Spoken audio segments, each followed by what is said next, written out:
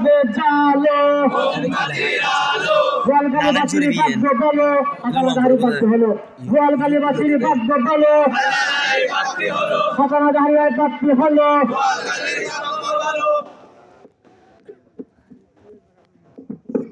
আসসালামু আলাইকুম ওয়া রাহমাতুল্লাহি ওয়া বারাকাতুহু। ওয়ালাইকুম আসসালাম ওয়া রাহমাতুল্লাহি ওয়া বারাকাতুহু। আমি কোনো ভূমিকা ছাড়াই কথা শুরু করে দিই, তাহলে সময়ও বাঁচবে, কথাও বলা হবে। আমি আপনাদেরই হাসান আজহারী, আমি মুফতি ওসিউর রহমান সাহেবের ছেলে।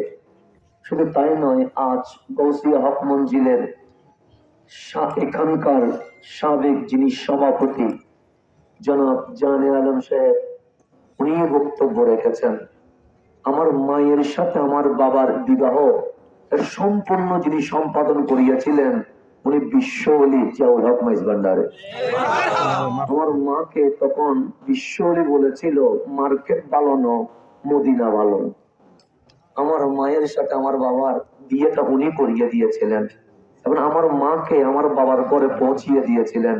সেই ঘরে আমার জন্ম হয়েছে, আমি সেখানেই ভূমিষ্ঠ হয়ে আছি। আপনাদের এই ভালোবাসা আমাকে মুগ্ধ করেছে। আপনারা জানেন, যারা এমপি প্রার্থী হয় ওনারা আমার বাবার কাছে দোয়ার জন্য আসে। যার ঘরে দোয়ার জন্য যায় তাদের এমপি হওয়ার দরকার হয় না।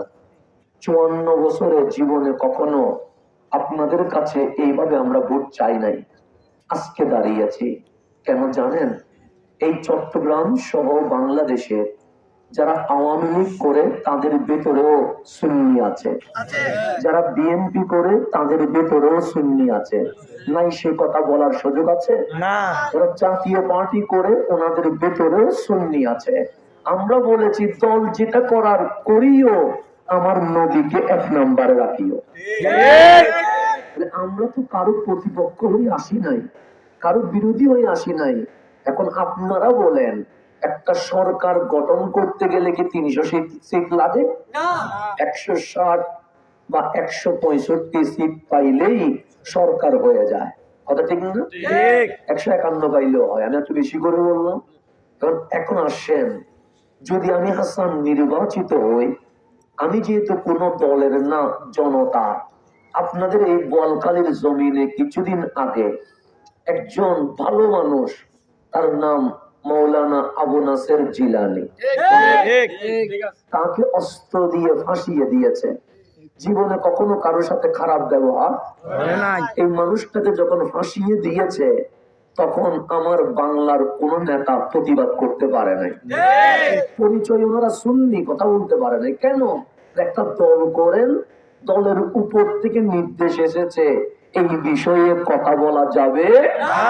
সুন্নি পরিচয় দিতে পারে কিন্তু অধিকার প্রতিষ্ঠায় কথা বলতে পারে না।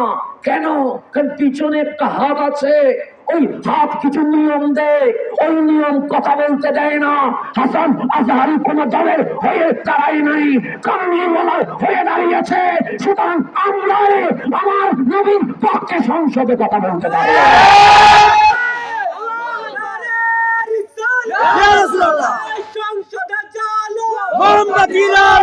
এখন আমরাই কথা বলতে পারবো, কারণ আমাকে উপর থেকে কেউ বলবে না বাধা আছে, আমাকে উপর থেকে কেউ বলবে না এই বিষয়ে কথা বলা যাবে না। কেন? আমার মোমবাতির ভোট ইয়া রাসূলুল্লাহ বলার জন্য দেওয়া হয়েছে। আজকে আমি মাঠে নেমেছি কোন দলের প্রতিপক্ষ হয়ে নয়। তাহলে আজ এই 8 আসনে যারা বিএনপি করে, যারা আওয়ামী লীগ করুক, জাতীয় পার্টি করুক, সকলের উচিত ছিল ওসিউর রহমান হুজুরের ফুয়াদের থেকে দলের কি দরকার, এইবার ওরা হাসানা দাঁড়িয়ে বানাই দিই। এটাই তো বলা দরকার। কেন? আমরা তো কারো প্রতিপক্ষ নয়। আর একটা সিটও যদি সুন্নিদেরকে দেওয়া হয়, সংসদে ইয়া রাসূলুল্লাহ বলবে, নবীর কথা বললে রহমত আসে, রহমত আসলেই তো দেশ শান্তি হবে। একটা সিট যদি মাইনাস হয়ে যায় কোন দলের ক্ষতি হবে না। তাহলে আমাদের উচিত সিদ্ধান্ত নেওয়া, এবার দলের নয়, এবার নবীর পক্ষে কাজ করব। আমি যখন দাঁড়ালাম, আমি সারা বাংলাদেশে মাহফিল করি, চট্টগ্রামে নয়, সারা বাংলায়। আমার বাবাকে অনেকে কল করে বলেছে নোংরা মাঠে ভালো মানুষ মানায় না, ইজ্জত মাটি হয়ে যাবে। আমার বাবা বলেছেন যে বাংলায় নবীর ইজ্জত মাটি করে দিচ্ছে সেখানে ছেলের ইজ্জত দিয়ে কি করবো। আমার বাবা আমাকে মাঠে নামিয়ে দিয়েছেন। অনেকেই বলেছে দিন দুপুরে গুলি করে মানুষ মেরে ফেলতেছে, রাজনীতির নোংরামি, আপনার ছেলেরে নামাইলেন, জীবনের রিস্ক আছে। আমার বাবা বলেছেন আমার নবীর ইজ্জত রক্ষায় এরকম দুই একটা ছেলে মরে যাক, আমার কিছু আসে যায় না। আমার বাবা আমাকে মাঠে নামিয়েছেন, কোরবানি দিয়েছেন। উনি জানেন এই ছেলেটা 5 মিনিট পরেও গুলি গাইতে পারে, উনি জানেন ওকে কালকেও মেরে ফেলতে পারে, তারপরেও দিয়েছেন। কার কারণে? আমার নবীর কারণে। আপনারা কি পারবেন না? আমার বাবা যদি নিজের ছেলেকে কোরবানি দিতে পারে, এই 8 আসনের মানুষ কি পারবে না আমার নবীর জন্য দলকে কোরবানি করে একটা মোমবাতিতে ভোট দিতে? আমি অন্য কিছু চাই না, আজকে আর কিছু বলবো না। আমার বাবার চোখের পানিটা দেখে আসেন। ছেলের প্রতি সন্তানের কি মায়া হয় না? হয়তো ইয়াকুব আলাইহিস সালাম ইউসুফ আলাইহিস সালামের জন্য কাঁদতে কাঁদতে চোখের জ্যোতি চলে গেছে। আমি আমার বাবার ইউসুফ, আমি আমার বাবার ইউসুফ। আমার বাবা আজ আমার বাবার ইউসুফকে কোরবানি দিয়েছে। আমি সেই আমার বাবার ইউসুফ আজ মাঠে নেমেছি। মাহফিল করলে আমার ডেলি 40 থেকে 50 হাজার টাকা আসে। আমি মাহফিল ক্যান্সেল করে দিয়ে এসেছি। কিসের স্বার্থে? এমপি হওয়ার জন্য না, মন্ত্রী হওয়ার জন্য না। আমি কবরে যেদিন যাব আমার নবীর দিকে তাকিয়ে বলবো আমি কোরবানি দিতে এসেছিলাম। সেদিন আপনারা যদি ভোট না দেন আমি আপনাদেরকে অপরাধীর কাঠ গড়ায় দাঁড় করিয়ে দিয়ে দিব। সেদিন বলবো আমি মন্ত্রী আসলে নেমেছিলাম, ইয়া রাসূলুল্লাহ। আমি এত সরে নেমেছিলাম সংসদে আমার নবীর পক্ষে কথা বলার জন্য। তারা ভোট কেন্দ্র দখল করে আপনার শানের কথা বলতে দেয় নাই। আমি সেদিন বিচার দিব আমার নবীকে, সেদিন ছুটতে পারবেন কিনা ভেবে দেখতে হবে, সেদিন ভাবতে হবে আপনাদেরকে। আমি আমার রসুলের সামনে আমি যেমন দাঁড়াবো আপনাদেরকে দাঁড় করিতে হবে, কারণ আমি 8 আসনের প্রার্থী। 5,50,000 ভোটার আমার আমানত। এই আমানত যদি খেয়ানত হয় কাল হাসরের ময়দানে দেখা হবে। আমি দেখবো সেদিন আমার বাবা যেমন আমার বাবার ইউসুফকে কোরবানি দিয়েছে, আমি 8 আসনের জনগণের কাছে কোরবানি চাই। আমি একটা কোরবানি চাই, আমার রসুল বললেন হুসাইন রক্ত দিয়ে দাও, আমার উম্মতকে মাফ করবো। হুসাইন যদি কোরবানি দিতে পারে আপনি দিতে পারবেন না কেন? আপনি দিতে পারবেন না কেন? কিসের দল?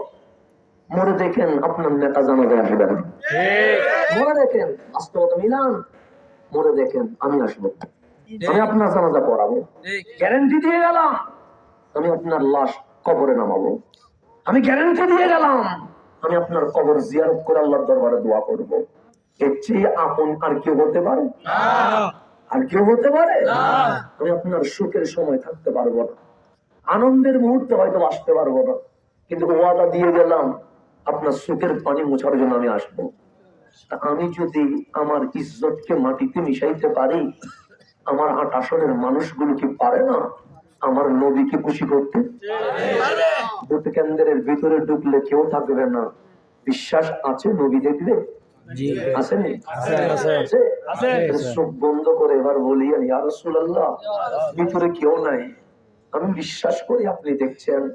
এই ভোটটা আমি আমার দলকে দিই নাই, আমি আপনাকে দিয়ে দিয়েছি। পারবেন না এটা?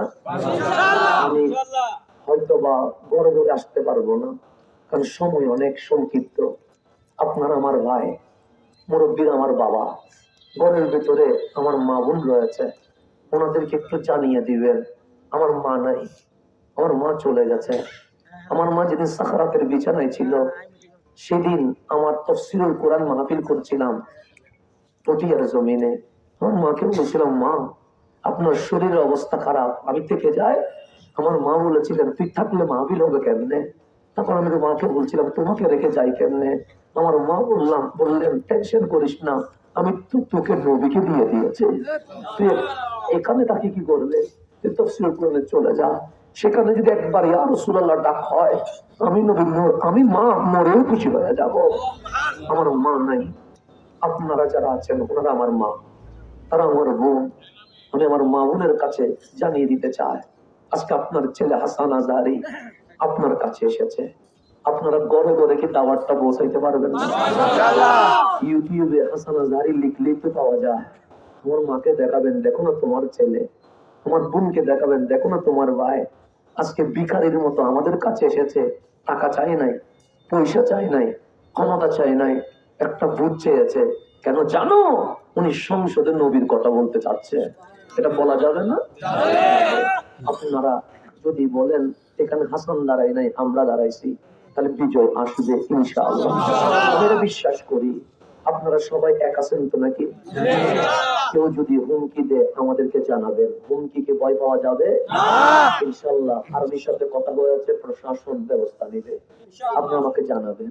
2 নাম্বার, আপনারা নিজেরাই এজেন্ট ঠিক করবেন, ভোট কেন্দ্র পাহারা দিবেন। আমরা বলবো না কেন্দ্র দখল করে আমার ছোড়া ভোট দেন। আমরা বলবো সুষ্ঠু ভোটের মাধ্যমে আমরা কামলিওয়ালার প্রতিনিধি হতে চাই। আমরা কোন ছোড়া ভোট চাই না, আমরা কেন্দ্র দখল চাই না। আসুন, এই 8 আসনে আমি কারো বিপক্ষে নয়, আমি জনতার পক্ষে। আমি অনেকবার চেয়েছিলাম নির্বাচন না করতে, ওনারা সাক্ষী আছেন।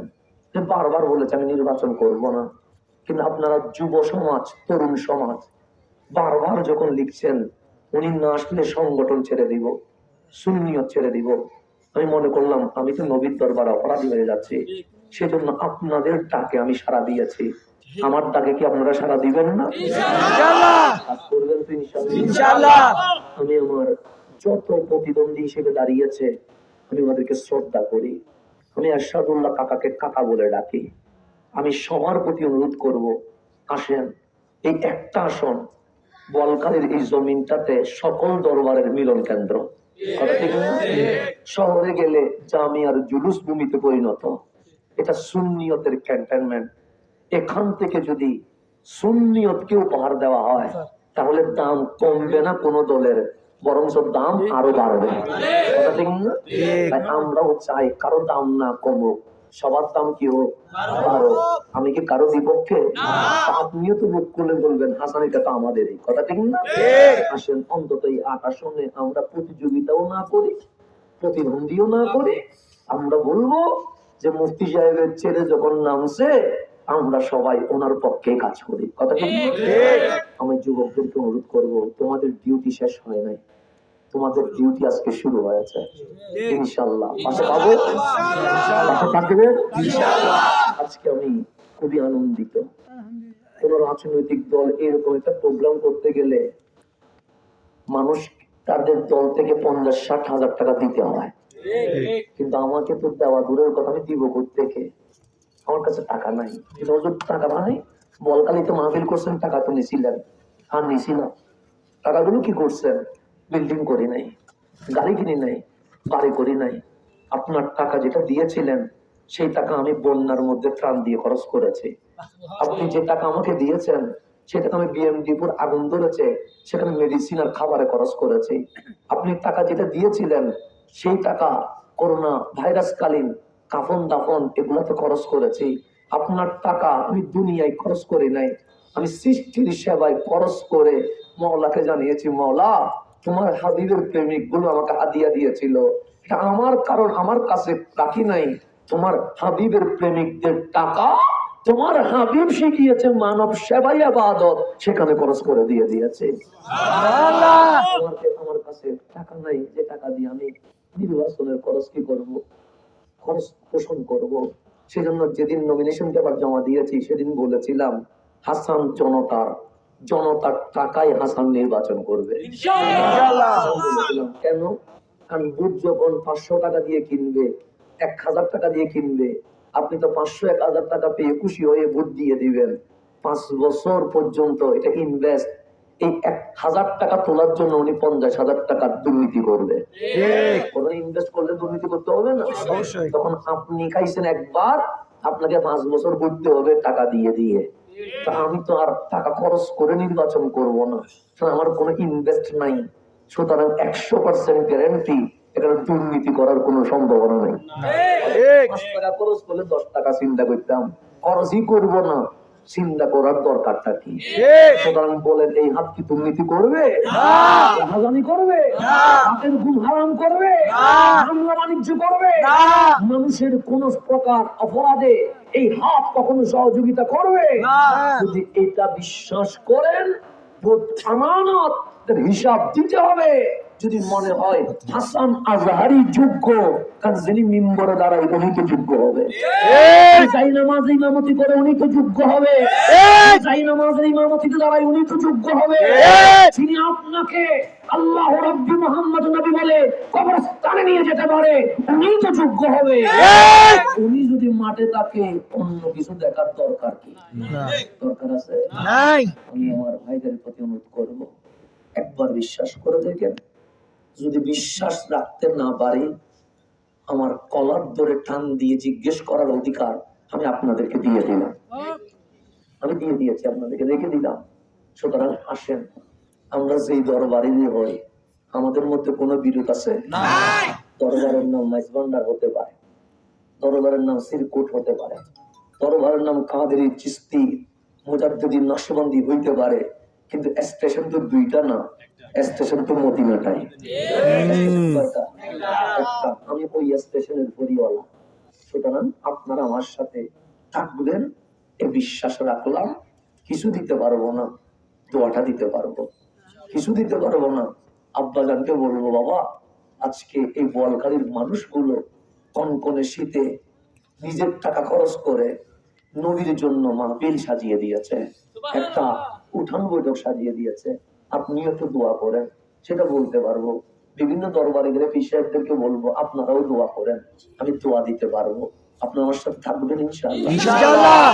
এই নেতাগুলো যারা এসেছেন, আমি ওদের কারো নাম নেই নাই। আপনারা যা বক্তব্য শুনছেন, আমরা যখন ক্লাস 6-7 পড়তাম, যদি শুনতাম মাইকে জননেতা সুলাইমান ফরিদ বক্তব্য দিচ্ছেন, আমরা তখন দৌড়ে দৌড়ে মঞ্চের মাঠে নিচে দাঁড়াইতাম ওনার বক্তব্য শোনার জন্য। এই মানুষগুলো এখন ভিখারির মতো এখানে বসে আছে। জিজ্ঞেস করেন কিসের স্বার্থ? এই মানুষটা বিদেশ না গিয়ে বসে থাকে, কিসের স্বার্থ?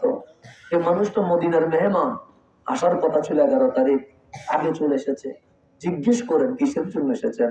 তখন এই মানুষগুলো বলবে, একটা মানুষকে সংসদে পাঠায়া নবীর পক্ষে কথা বলার জন্য সময়টা কুরবানি দিয়ে দিচ্ছে। আপনারাও কুরবানি দিতে পারবেন না ইনশাআল্লাহ। আমার ইমাম সাহেবের কথাই মুগ্ধ হয়ে আছি। আল্লাহ আপনাকে আরো বেশি উসাইনি জজবা নসিব করো, আমিন। ছেলেদের জন্য ভালোবাসা রইল। তোমাদের ঋণ আমি কখনো শোধ করতে পারবো না, আজীবন ঋণী হয়ে রইলাম। আসসালামু আলাইকুম ওয়া রাহমাতুল্লাহি ওয়া বারাকাতুহু। ওয়া আলাইকুম আসসালাম।